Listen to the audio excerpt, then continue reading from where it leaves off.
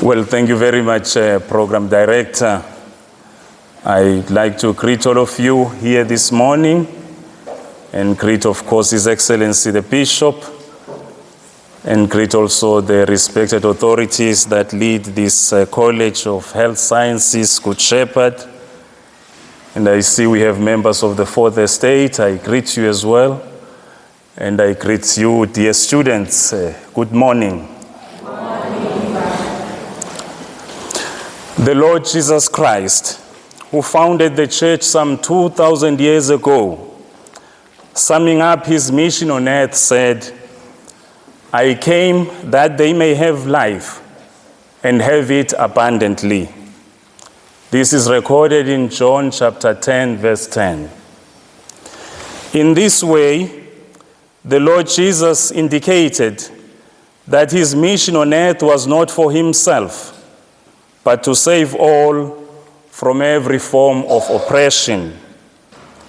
In a way, we can say he came to safeguard the dignity of the human person, created in the image and likeness of God. He came to see to it that the human person flourishes in every way, that the human person flourishes spiritually, intellectually, physically, culturally, etc. Thus, the church has the vocation and indeed the duty to continue this mission of safeguarding the human person even today in this age of artificial intelligence. In proceeding with this address, this lecture, I intend to do three things.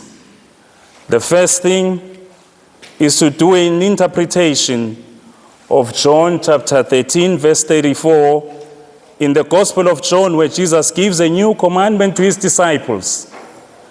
Love one another as I have loved you. The second thing that I intend to do in this lecture is to give a summary of what Pope Leo XIV has said recently on the matter of safeguarding the human person in the age of artificial intelligence. And the last part, I will attempt to look at our own context here in Eswatini and here at the Good Shepherd College of Health Sciences. So three things. So the first thing, John chapter 13, verse 34. Love one another as I have loved you.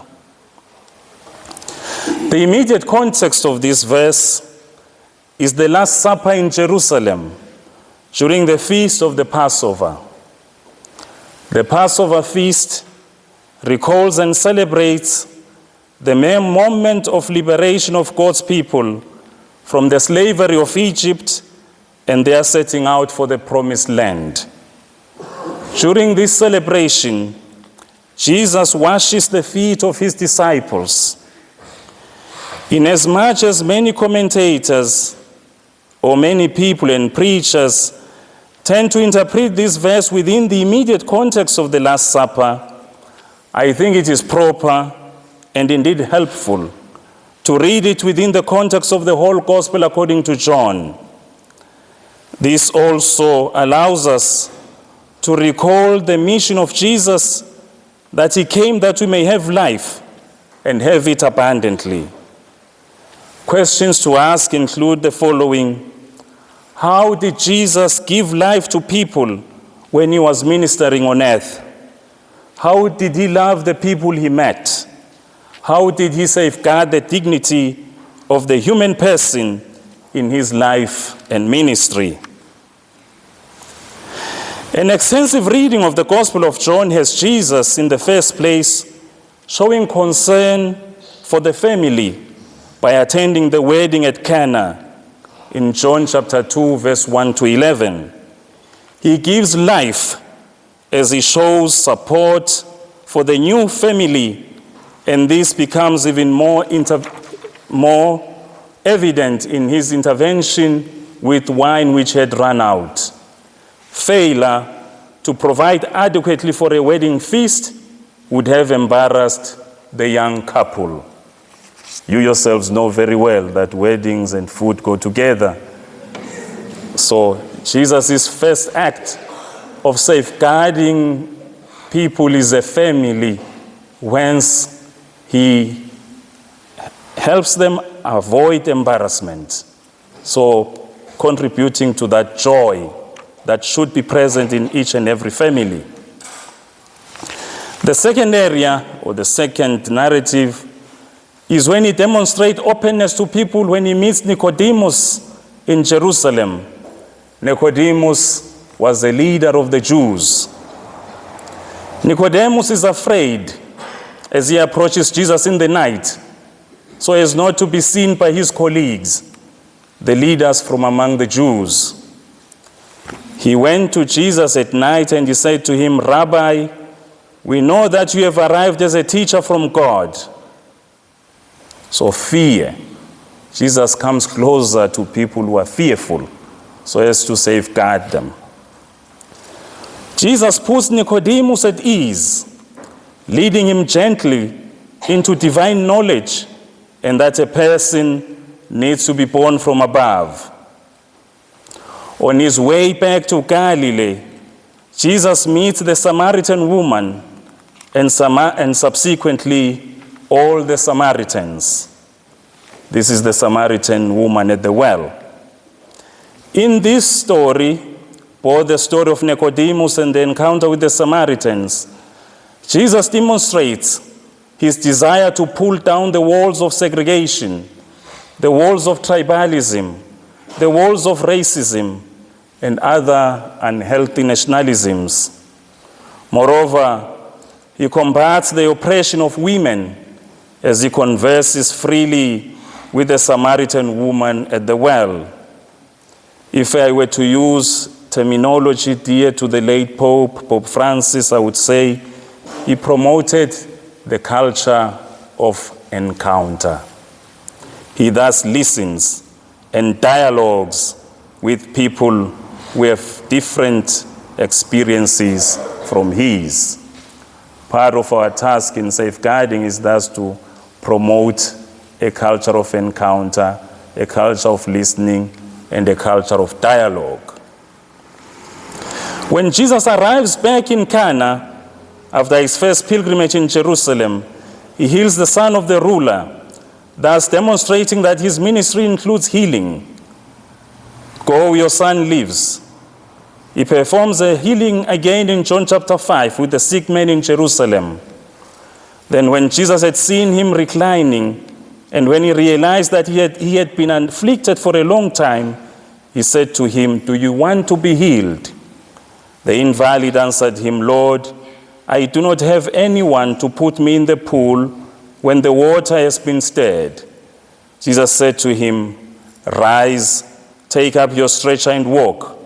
And immediately the man was healed, and he took up his stretcher and walked. And thus enters the safeguarding of people who are sick and the safeguarding of people with disabilities. In John chapter 6, when faced by the multitudes who have nothing to eat, he does not leave them to their own devices. He feeds them. However, prior to feeding them, he instructs the disciples to give the people something to eat. In this way, we observe his love and concern for those who suffer from hunger. We also observe the commandment, "Give them something to eat yourselves," thus safeguarding the multitudes from certain death caused by hunger, caused by lack of food.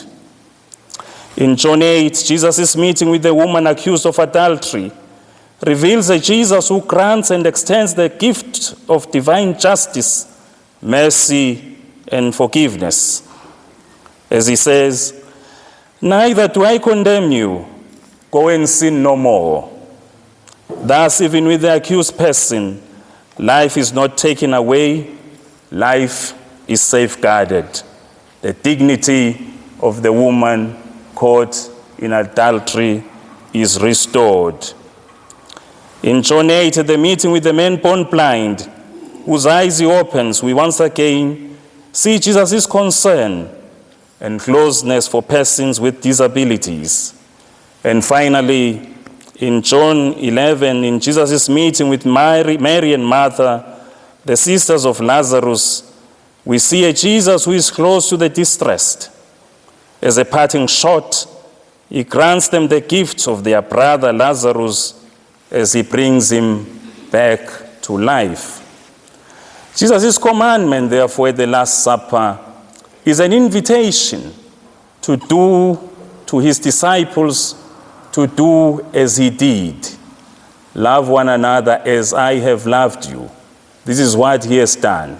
He has safeguarded the dignity of so many, and he wants his disciples to do the same, just beyond preaching and celebrating the sacraments. As a result, therefore, the Christian Church has always, from the moment when it was founded by Christ, tried its best to safeguard the human person. She is thus the church that is, she is called to do the same in this age of artificial intelligence. And so today, where are we? We have Pope Leo XIV. I'm sure you have heard of Pope Leo, the worldwide leader of the Catholic Church. On the 15th of May this year, 2026, Pope Leo issued a document on safeguarding the human person in the age of artificial intelligence. The name of this document is called, in Latin, Magnifica Humanitas, which translates as magnificent humanity, or if you like, the grandeur of humanity. Like all documents of the Pope, they are normally written in the first two, or the title at least, is normally in Latin, so the same tradition prevails in this case. I repeat the name, Magnifica Humanitas, which means magnificent humanity, or the grandeur of humanity. I can do probably an excursus here, just a parenthesis why the two words at the top are always used in the Catholic Church to define documents for your cultural development. In the Hebrew Bible, you know, Genesis, you know the Bible? You know the Bible? Genesis, Exodus, Leviticus, Numbers, and Deuteronomy. The way those books are arranged is in such a way that the first word in each of those books names that book. So the Catholic Church carries on this culture such that the book of Genesis, the first word, in the beginning, even in Hebrew it's called in the beginning. Bereshit, so to say. Exodus begins with the names. These are the names, the book of Exodus, and they call it that way in Hebrew, Ele Shemot. Leviticus begins with the words, and he called out, and in Hebrew it's called Vaikra. And then the book of Numbers begins in the desert, and that's how they call it, Midbar in Hebrew. And lastly, the book of Deuteronomy is called the words, and that's how it begins, Hadevarim, the words of Moses. That's just an aside for your cultural development later on. So, this document, I'm back to the document, Magnifica Humanitas, you remember that? So I'm back to the document. It is part of what we call in the church the social doctrine of the church, the social teaching of the church, social doctrine of the church. Central to this teaching is that all may have life and have it abundantly, as well as Jesus' command at the Last Supper, love one another as I have loved you.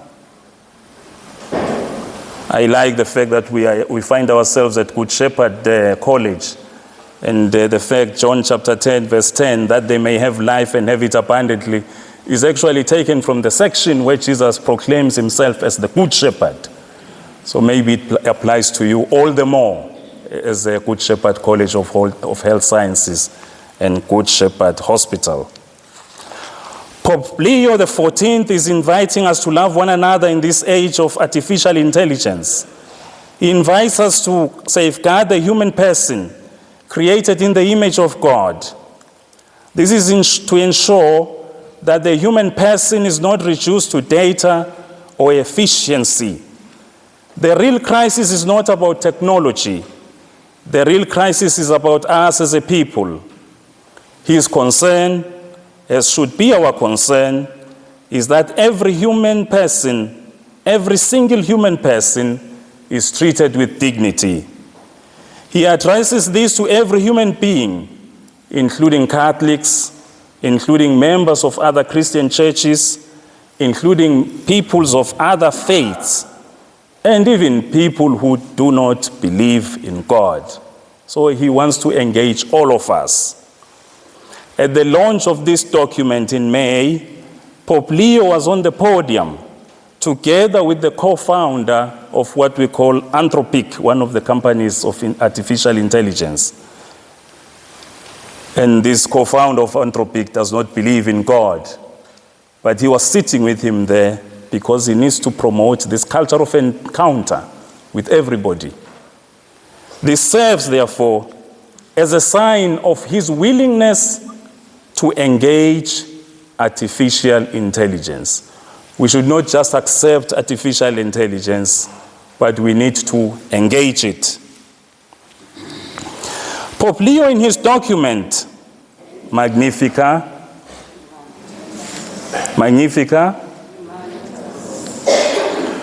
in his document on safeguarding the human person in the age of artificial intelligence, keeps on asking, what are we building? What are we as a society today building? Are we building a society where all are cared for? Or are we building a society where only a few people matter? The Catholic Church has always been concerned with safeguarding the dignity of the human person in every way, including matters of health, which concerns you obviously, migration, ecology, justice and peace, with the aim of safeguarding the human person. Even within this country of Eswatini, this has found different forms and expressions, including the erection of schools and medical facilities, which includes this Good Shepherd Hospital and College of Health Sciences, orphan care activities, ministry to migrants and refugees, supporting the economic development of the poor, hospice care, and other activities. And now I move on to try and define what is artificial intelligence, because you have heard this word from the title itself, and I've been talking about it, and now let us see if we can define it. And I will use Pope Francis to do so. He wrote a message for World Day of Peace 2024. But even then, because there are so many developments within artificial intelligence, he himself accepts that it is difficult to define it because things keep on changing so quickly that to stick to a definition is difficult. To date, he says, there is no single definition of artificial intelligence in the world of science and technology. The term itself, which by now has entered into everyday parlance, embraces a variety of sciences, theories and techniques aimed at making machines reproduce or imitate in their functioning the cognitive abilities of human beings. So it's as if you are dealing with a human being, but you are dealing with a machine. Like you ask it, I have a headache today, you go to the computer, I have a headache today, what could be wrong? And it tells you, check this, and that's it. So something that pretends to be a human being, but it is not. It gives you something, but it's not a human being.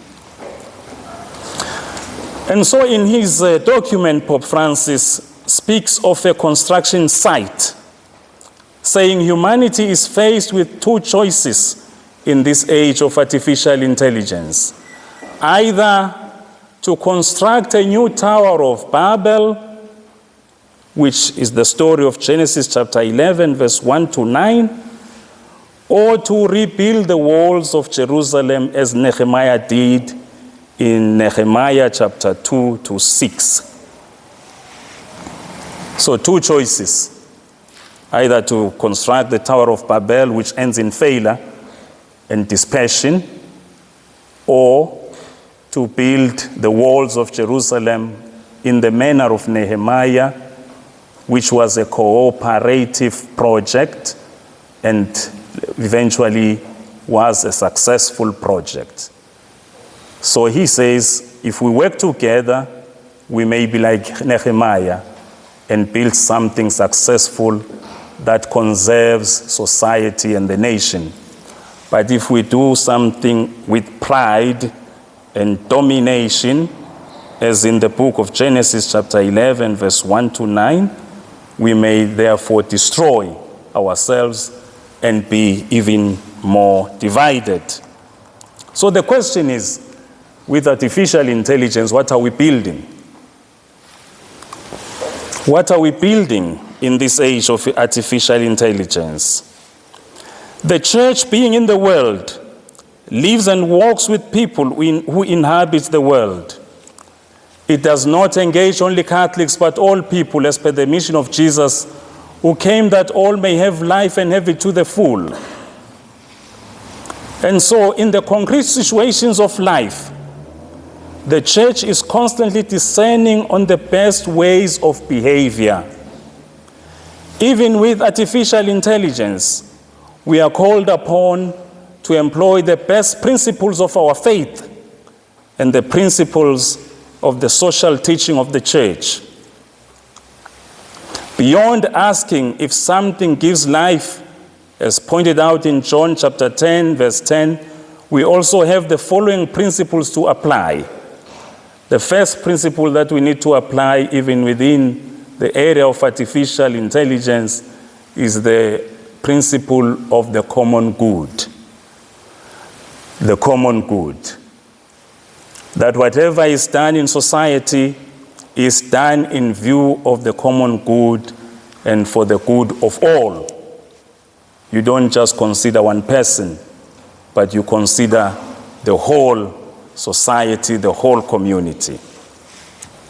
The second principle, even to be applied to artificial intelligence, is the universal destination of the earth's goods. Private property is allowed, but it is also not an absolute right. Private property is allowed, but it is not an absolute right. So you have to think already about issues of artificial intelligence. They have patents, copyright issues. Yes, they have that, but this is not an absolute right. Recall the period when our people were dying of AIDS here, without medicines here. There was all this issue of patents. Issues that, no, I'm the one who founded this, and so I need to sell it at the highest price. What the church teaches here with the universal destination of the goods, earth's goods, is that those goods should be given to people, irrespective of who has founded it, so that these things are not there just to make money. Solidarity, that's the third principle. That as human beings or persons, we need to always have the needs of the other in mind. Not just of this generation, but of future generations as well. This is an important consideration, and it is fairly new even in the reflection of the church. That whatever I decide upon today, I must also be thinking of future generations. And that's why the issues of ecology are so important today. Think of the next generation. What kind of country will they inherit? even with all these things of artificial intelligence using so much energy, what kind of environment will my grandchildren or great-great-children find? Subsidiarity as the fourth principle. This speaks to respect for people so that they can make decisions at their own level. And then the last principle is the principle of social justice, which gives rise to a social order politically and economically, especially for the vulnerable, making sure that no one is left behind. So, I've mentioned these principles, and Pope Leo then has these principles be in conversation with artificial intelligence. I've already sort of entered into that, but I intend to briefly develop that now. When speaking of artificial intelligence and its growing dominance, because it is dominating the world now, we need to ask, what are we truly building? How do the principles just mentioned interact with artificial intelligence? Before going into that, it is important to mention that the Pope says, in themselves, these innovations can greatly serve integral human development and the care of our common home. So that's important to recall, that the Pope does not condemn artificial intelligence. He says this is there, it can serve us, it can serve human beings. So it is a good, but be careful. My boss in Rome, Cardinal Ceni, on the day of the launch of this document of the Pope said, artificial intelligence is one of the great accomplishments of human ingenuity. It gives ample proof of extraordinary capacities for research and design. Humanity can rightly be proud of what so many men and women of science and technology have been able to achieve.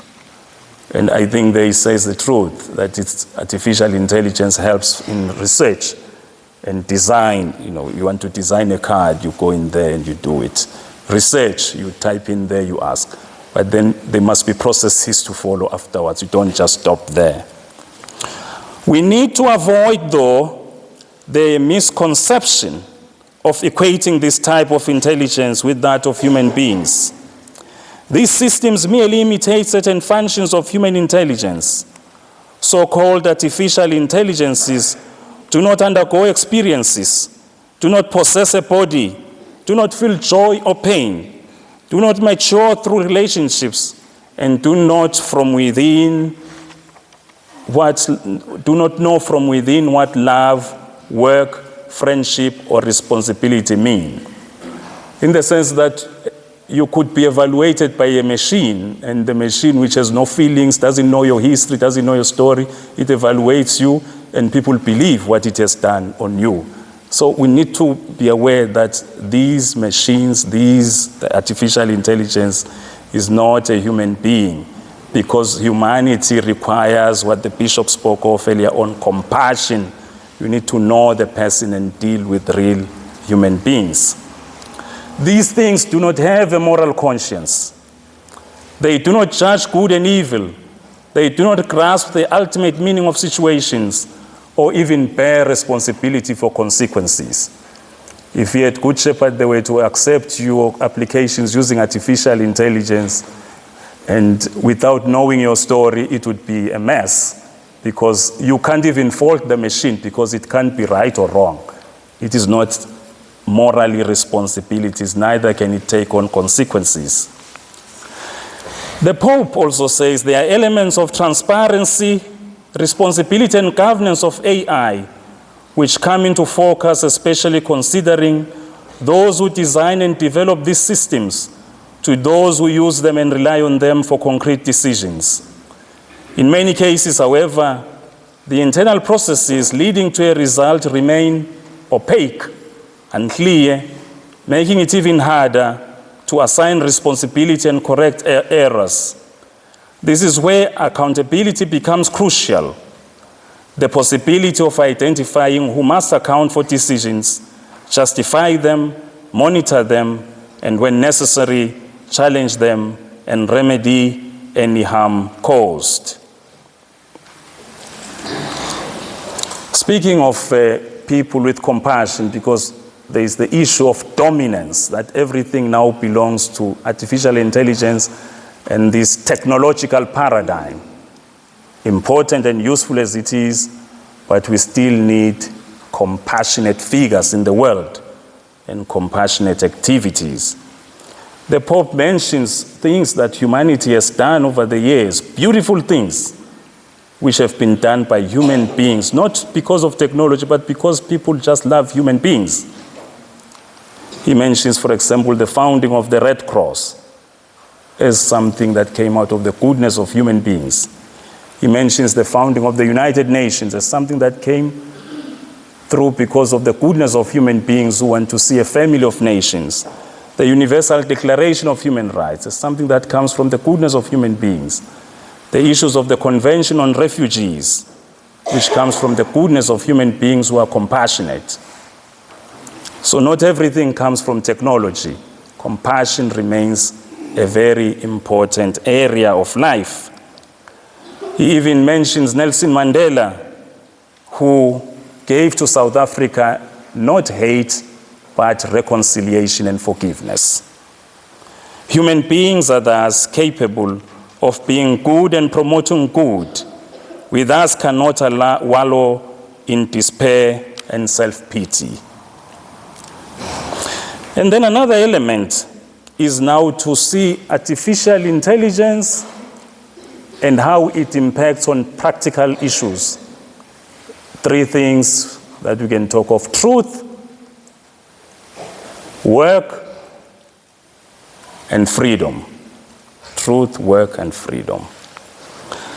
Truth is a common good, this is what the Pope says, and needs to be protected in the public space.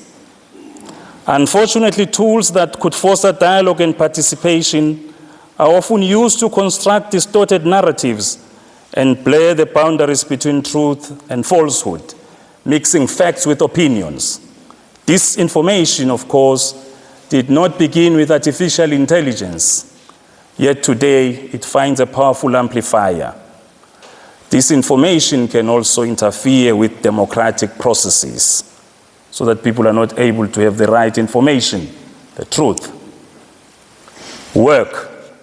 How does artificial intelligence interact with the world of work, of labor? The Church has always emphasized the protection of workers and the need to combat all forms of exploitation. One thing that is clear about artificial intelligence and the technological developments that we have is that automation and robotics can cause unemployment. A case in point, I was in Babani last week and the person was sweeping the street, sweeping. Now, how many people are employed there? Many. But somebody could come with a machine which is operated by one person and could clean the whole city in 1 hour, and 100 people are out of work. So we need to be aware of that. But he doesn't say that we should not develop to that. No, the Pope doesn't say that. He says, every introduction of automation and AI should be accompanied by verifiable measures to protect the employment, retraining, and participation of workers. So it can't be used as a tool to declare redundancy or to retrench people. When work is not protected, families and young people tend to be adversely affected. And here I'm speaking to most of you young people. And the third point, freedom. There is an urgent need to watch out for digital addictions, as this may become a new form of slavery. There is a need, therefore, for parents here to note how their children use AI. As a final exhortation, this is a concluding part, therefore, to the second part of my talk, Pope Leo invites us to build a civilization of love. Let us avoid using artificial intelligence for spreading hate and division. Let us avoid pride and power. Let us disarm our words. Let us build peace through justice. In whatever we do, let us adopt the view of victims, seeing things from the point of view of victims. Let us revive dialogue among peoples. And finally, he invites us to pray. Pray for peace and of committing ourselves to achieving it in our relationships and in society. And then he says, a litmus test for social justice is how we treat the poor of this world. If you want to see how social justice is practiced in a particular country, look at how the migrants, refugees, and the poor are treated. Then you know. It is how we treat those who can never repay us.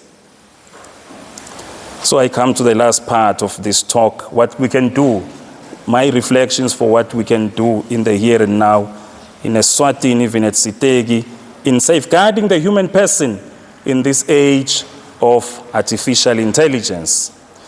The most important point, of course, is always upholding the dignity of the human person created in the image of God. There is no negotiation for that. This is our fundamental point. This is human dignity without family connections, without borders, whether a person is from Mozambique or from Eswatini or South Africa. The human dignity is one. Without social classes, without an ID or even a passport. I say this because in Eswatini we have a tendency to separate people. We are either royalty or non-royalty. We are either a chief and you are subjects. You are a priest and there's a congregation. You are local or you are a foreigner. For you, here as medical practitioners, probably here, I'm speaking to medical practitioners, every intervention should consider the person, not where or how the social class places him. The person, the dignity of each and every human person. The second point is to consider the common good. Whatever we do or decide upon in the country or communities or institutions, like the hospital, should be benefiting all. As far as artificial intelligence is concerned, governments and other relevant bodies should make policies on it for the common good. We need to be vigilant as well on investments in military equipment, because some people use artificial intelligence to develop, in fact most, to develop military equipment, and that equipment is made to kill people, nothing else. It's meant to kill human beings.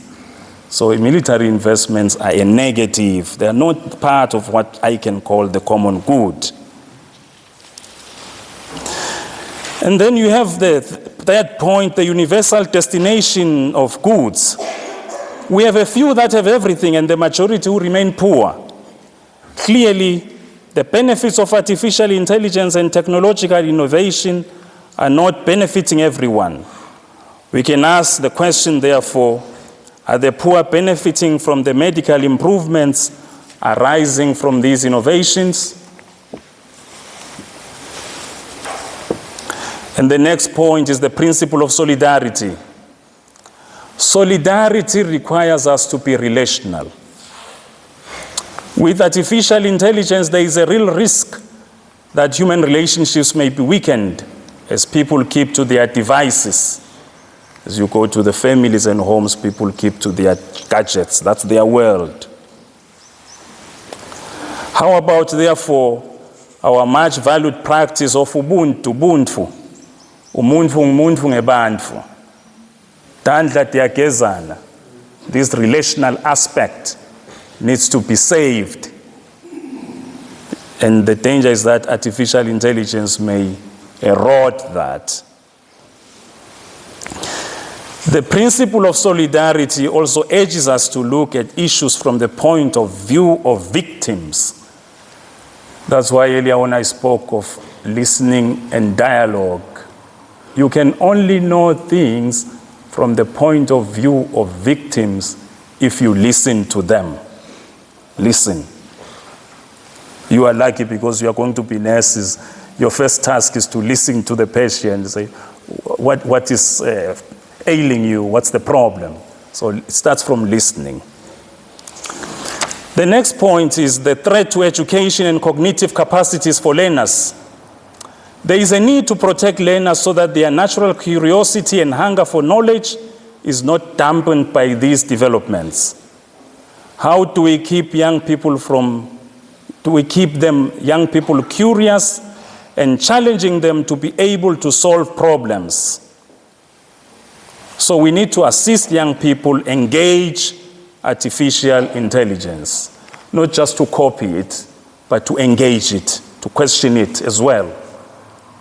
To engage it and to question it as well. Just like in the past, when we went to do a research in a library, you never went into the library just to read everything in the books and agree with it. No, you went in there to engage what has been written by different authors. So now we engage what these creators of artificial intelligence give us. The next point I wish to mention is truth. The issue of truth, which is at risk, as scammers are fond of using these instruments. People lose their hard-earned money through trickery. And here in Eswatini, you have the Facata phenomenon. And people are promised heaven on earth with made-up images. And people end up being trafficked. Fake news and the erosion of democracy, therefore, can happen. And some people use these instruments to promote hatred, and as a result, new forms of slavery may emerge. The church and indeed society must make sure that the correct information is provided. And then the other point is the impact this will have on families and young people as automation and robotics replace human labor. We need to be vigilant that artificial intelligence does not replace human beings. And now this is the last paragraph that I will read to you.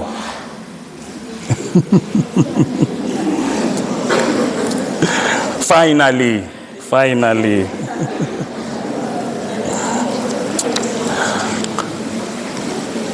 I work for a department in the Vatican that promotes, among other things, health. So each year, on the 11th day of February, each year, the church celebrates what we call World Day for the Sick. Each year. And I wish to place this to the principal and the CEO and the leadership here. And this day is always accompanied by a message from the Pope, from the Holy Father, from the Pope. It's a message for everybody. The papal message normally serves as a reminder of the delicate ministry in taking care of the sick, or developing a cadre of people that will take care of the sick. In February 2026, Pope Leo spoke of the compassion of the Good Samaritan. These messages, therefore, can serve as spiritual, but not only spiritual resource, but also academic resources for the proper care for the human person in this age of artificial intelligence. So next year, I look forward to learn how Good Shepherd College of Health Sciences celebrated February 11, World Day of Prayer for the Sick. And of course, through the bishop, we'll receive the good news that it was the Pope's message was read, and there was a resolution to safeguard the human person, even in this age of artificial intelligence. Thank you very much, and God bless us all.